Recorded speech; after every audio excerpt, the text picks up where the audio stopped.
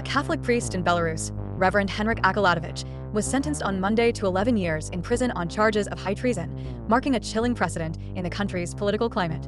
This case is the first instance of politically driven charges brought against Catholic clergy since Belarus gained independence following the collapse of the Soviet Union in 1991. Akalatovich's conviction comes amid a severe crackdown on dissent by Belarusian authorities, particularly in the run-up to the January 26 presidential election.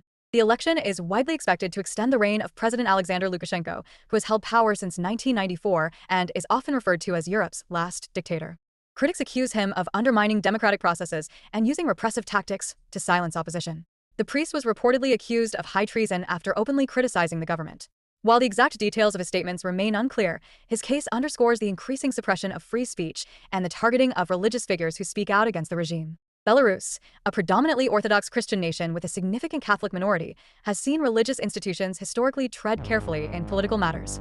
However, Catholic clergy have occasionally voiced concerns about human rights violations and social justice, particularly during the mass protests against Lukashenko's contested re-election in 2020. The sentencing of Akalatovich has drawn condemnation from human rights groups and international observers who view it as part of a broader pattern of stifling dissent.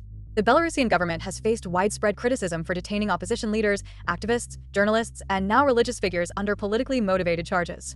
This intensifying repression highlights the growing risks faced by individuals and institutions challenging the state's authority in Belarus. The conviction of a Catholic priest may also strain the historically delicate relationship between the Belarusian government and the Vatican, which has sought to mediate tensions while advocating for the rights of the Catholic community in the country.